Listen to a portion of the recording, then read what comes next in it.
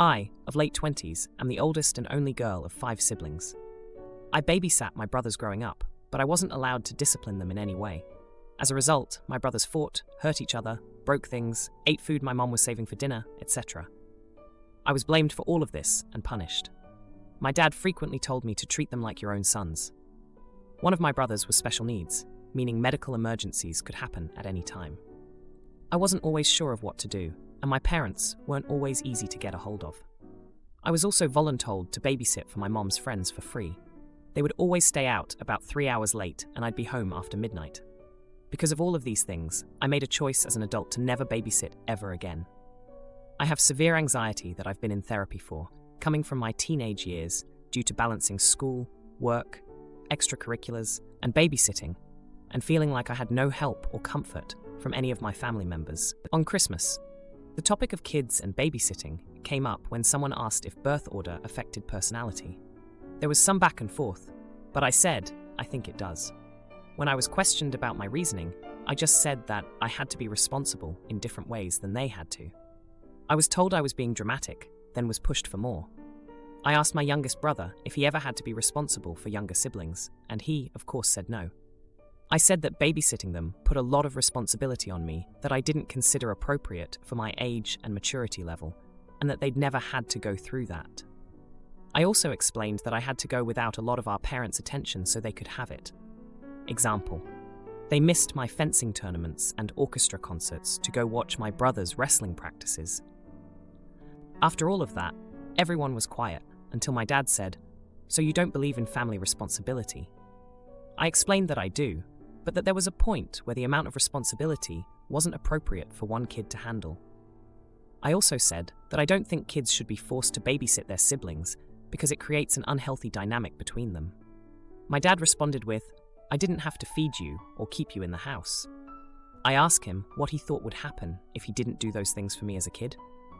He said, "I'd have a skinny, cold kid."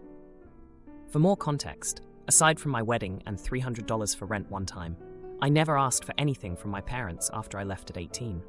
I thought about asking what he thought was his responsibility as a father, but I realized he wasn't taking me seriously, so I dropped the topic. I was told I was being ridiculous, and that I should let things from the past go. I'm wondering if I'm TA because my parents did need a lot of help with their kids growing up, especially with my special needs brother. I do also believe in responsibility to one's family, but clearly my line is different from theirs. Am I the idiot? Now for a few comments before the update. Comment 1. I firmly believe in this. I have an 11-year-old and a 2-year-old. People are always saying, "Oh, that's perfect. The older one can watch the younger one." No, just no. My older child isn't a built-in babysitter. Now, if he wanted to watch the younger one to make money, I'm all for that, but it's his choice. Not to say I won't tell him to keep an eye on his younger brother for 3 minutes while I go to the garage to put some laundry in the washer or something. But I'm not going to step out for hours at a time and make him the parent while I'm gone. Comment 2. Not the idiot. Your father did have to feed and house you. You, on the other hand, were not legally obligated to any babysitting, let alone treat them as your sons. Your parents were not fair to you. Yeah, some babysitting is fine, but it sounds like your brothers were favored over you, and your father was being a weenie at Christmas. If your parents couldn't handle 5 kids without turning you into their nanny, they should have stopped having kids at 2 or 3. Now, for the update. Hey everyone, thanks for all the support on my last post. It's been a hectic few days, and I've got some updates that I think you'll find pretty interesting. So, after the whole Christmas debacle, things seemed to cool off for a bit. My parents and I didn't talk much, which was nothing new, but I could feel the tension whenever we were in the same room. My brothers, well, they were just being themselves, oblivious to the storm brewing. But then, 2 days ago, my youngest brother, the one who never had to babysit, called me up out of the blue. He said he needed a huge favor. His wife was in labor with their first child, and he needed someone to watch their dog. I was hesitant, but the memory of being the responsible one kicked in, and I agreed. I went over, and things were fine at first. The dog was a sweetheart, and I was actually enjoying the peace and quiet. But then, my brother came back, and he wasn't alone. He had our parents with him, and I could tell something was off. They were all smiles, talking about the new baby, but the air was heavy with unspoken words. My dad, in his typical fashion, started talking about how family should always be there for each other, how I was doing the right thing by helping out. It felt like a slap in the face, considering our last conversation. I tried to keep my cool, but then he said something that made my blood boil. He mentioned how I'd always been the caretaker and how some things never change. I couldn't hold it in anymore. I confronted him about how he and Mom had always pushed the responsibility onto me, how they'd never been there for my important moments because they were too busy with my brothers. I told him how that had affected me, how it had contributed to my anxiety. My brother, the new dad, he tried to mediate, but it was clear he didn't get it. He'd never had to sacrifice his time and energy the way I did. And then the heartbreak hit. My mom, who had been quiet this whole time, finally spoke up. She said that they had always known I was strong enough to handle it, that they had relied on me because I was the one they didn't have to worry about. It was meant to be a compliment, I think, but it felt like a betrayal. All those years of feeling second best, of being the afterthought, it was because they thought I didn't need them. I was devastated. I had always thought that maybe they didn't see what they were doing to me, but this was worse. They saw, and they chose to do it anyway. The argument escalated, and I ended up leaving, the dog forgotten in the chaos. I went home, and I cried.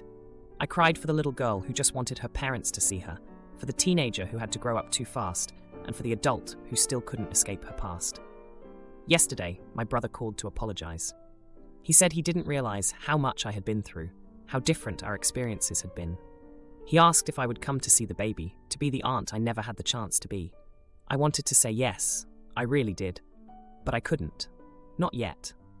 I told him I needed time, that I had to work through some things first, and that's where I am now. I'm trying to figure out how to move forward, how to reconcile the love I have for my family with the pain they've caused me. It's not easy, and I don't have all the answers, but I'm working on it. I'm working on finding a way to be part of my family without losing myself in the process. My mom's boyfriend has been living with us for 7 years, and he enjoys making me angry. Well, today I got my sweet revenge. Long-time lurker, but made a new account for this. My female 17-year-old, parents have been divorced for 12 years. I've spent equal time at their houses since.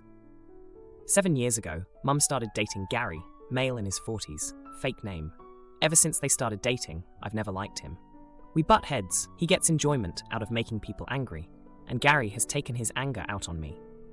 One time, he called me an a-hole and blamed me for his and my mum's temporary breakup. I was 11. He blamed me because I first expressed discomfort about him to my mum. Ever since, I've felt fear of being myself or expressing anything but fake happiness around him. Since 2020, my mum and siblings moved into Gary's house, and it's only made the tension worse. The times when I haven't taken his bait and not react to his inflammatory comments, he's called me a miserable a-hole. But if I stand up to him or question him, he threatens me with kicking me out because I'm ungrateful. I hate living with him. I lock myself in my room to avoid him during weekends. I don't know how to act around him. My dad knows how I feel about Gary. Before we moved in with him, Dad and I made a deal to try to get along with him. For the most part, I just smiled and nodded, only speaking when spoken to. I find it so hard to even try to get along with him when I know he likes to try to make me upset. Anytime I've slipped up and spoken up, Dad's told me to keep trying to keep the peace. I've thought about being at my dad's more to avoid Gary. Here's the incident that's tipped me over the edge lately. For context, there's a rule at our house about food stealing. If it has someone else's name, you aren't allowed to eat it. A rule Gary made. I had a packet of chocolate in the fridge, which he saw me write my name on it. One day, I go to have some chocolate, and I saw there was less chocolate in the packet than when I left with. Gary grins at me and said, "That was some good chocolate, ramen noodles." I was stunned for a second. This is where I might be an a-hole. I snapped. "You broke your own rule, Gary. My name was on the packet. What gives?" Gary snapped back. "Well, I never made that rule." My mum, who was in the vicinity, said, "Yes, you were the one who made the rule." Gary pulled out some snacks from the pantry. He basically said, "Well, I buy all this food for you. Should I label it too? If you can't share yourself, then you're so overdramatic, honestly." Then he left. I was flabbergasted. My sister later said he labelled all the snacks in the pantry and fridge with my siblings' names, but not mine. I don't care about him eating my chocolate.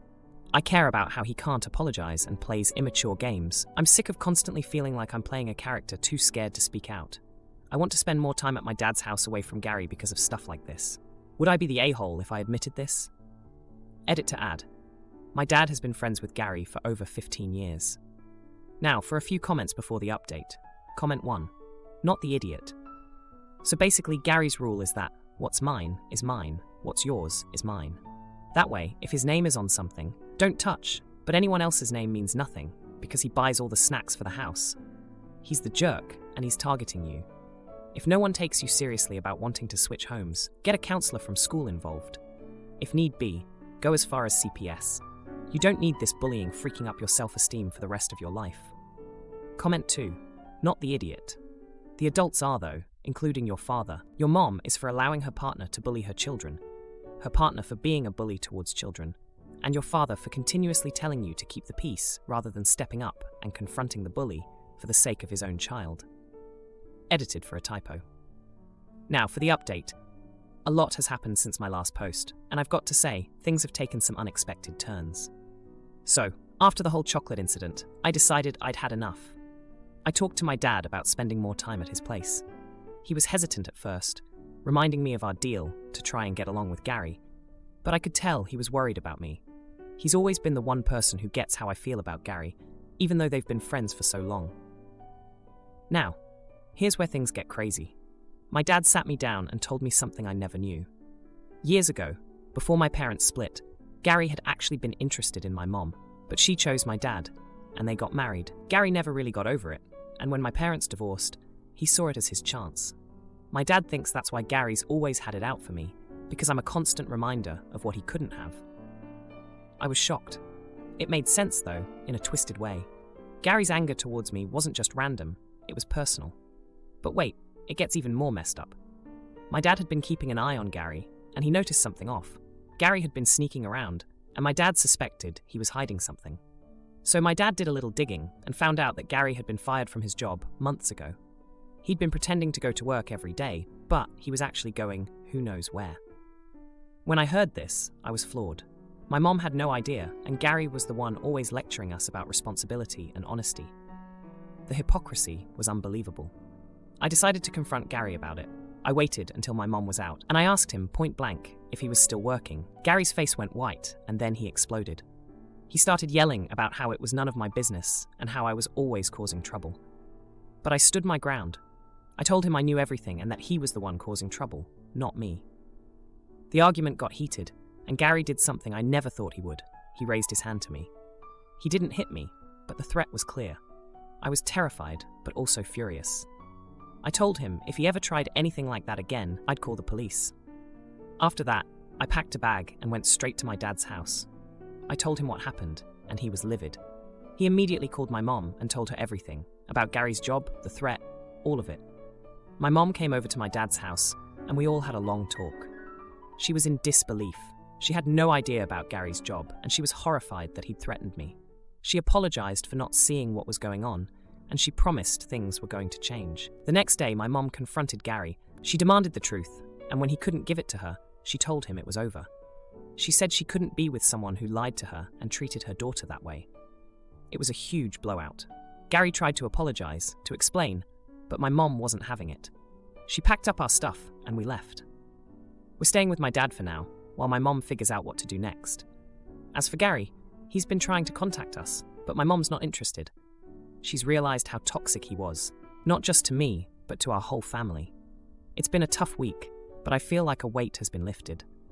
I don't have to pretend anymore, and I don't have to be scared in my own home.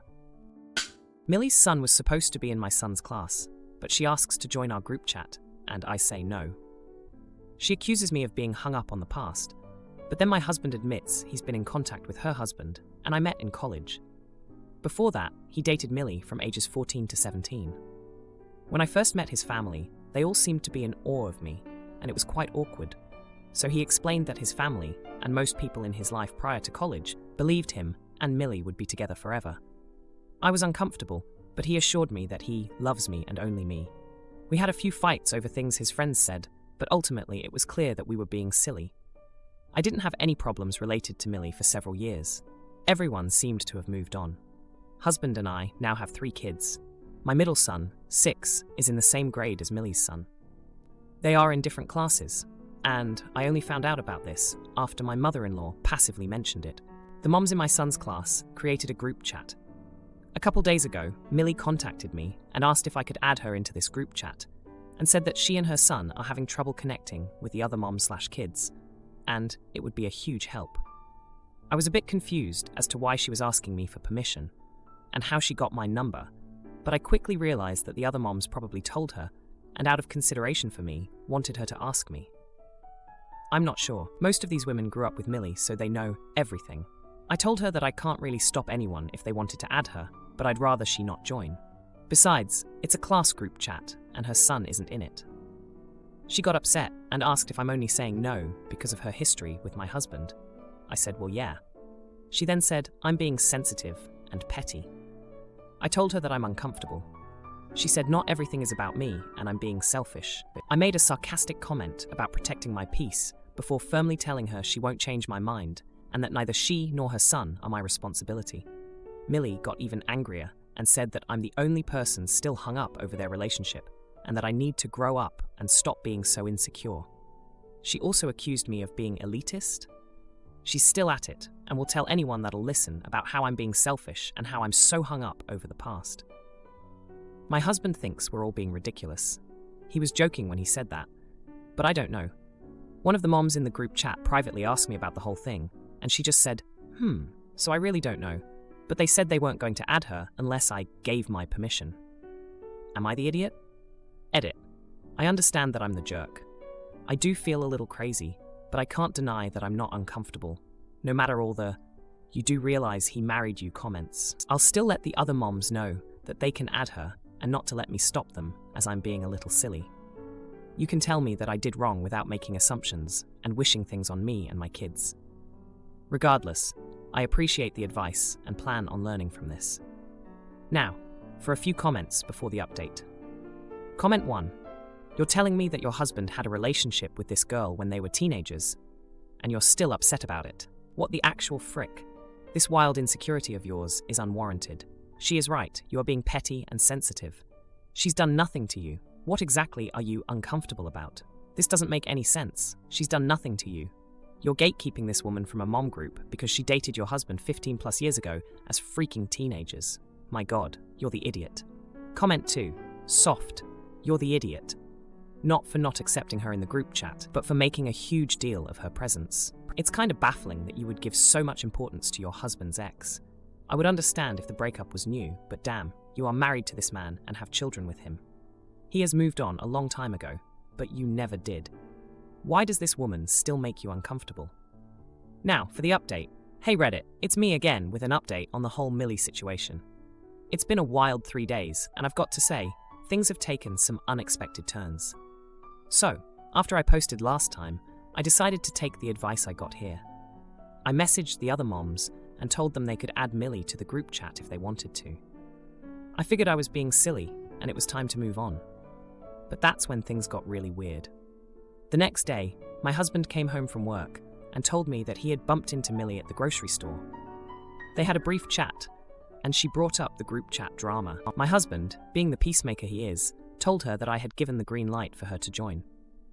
He thought he was helping, but I couldn't help feeling a bit betrayed that he'd discussed it with her without talking to me first. Anyway, Millie got added to the chat, and at first, everything seemed fine. She was friendly, and the other moms were welcoming. But then, the first shocker dropped. One of the moms, let's call her Sarah, sent a message meant for Millie to the whole group by mistake. It was about a playdate that had been arranged for Millie's son and Sarah's daughter.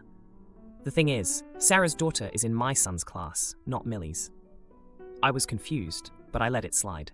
The next day, I was at the park with my kids when I saw Millie there with her son. She came over to talk, and things got heated. She accused me of trying to isolate her from the other moms, and said that I was still jealous of her past with my husband. I was taken aback, but before I could respond, she dropped another bombshell. She claimed that my husband had been texting her, and that they had been talking about old times. I was shocked and didn't know what to believe. I confronted my husband when I got home, and he admitted that he had been in touch with Millie, but insisted it was all innocent and just about their kids. I wanted to believe him, but doubt had crept in. The next day, I decided to do some digging. I asked the other moms if they knew anything about Millie and my husband talking. That's when Sarah confessed that she had seen them together at the coffee shop a few weeks ago, looking cozy. She had assumed I knew and didn't want to stir up trouble. I was fuming. I felt like everyone knew something I didn't. I confronted my husband again, and this time he broke down. He confessed that he had been feeling nostalgic and that talking to Millie reminded him of simpler times. He swore nothing physical had happened, but he couldn't deny that he had crossed a line. I was heartbroken. I thought we had moved past all this. I thought our marriage was stronger than this. But here we were, dealing with the ghost of his past relationship all over again. And then, just when I thought things couldn't get any more complicated, the biggest twist of all happened. This morning, I got a call from the school. It turns out that there had been a mix-up with the class lists at the beginning of the year. Due to a clerical error, Millie's son was actually supposed to be in my son's class all along. The school apologized for the mistake and said they would be moving Millie's son into the correct class starting next week. I was stunned. This explained why Millie was so desperate to get into the group chat. She wasn't trying to get close to me or my husband. She was just trying to connect with the parents of her son's actual classmates. If you like this video, you'll probably like these too. Also, while you're here, please consider subscribing. It's your support that keeps this channel alive and allows me to make better and longer videos. Have a great day.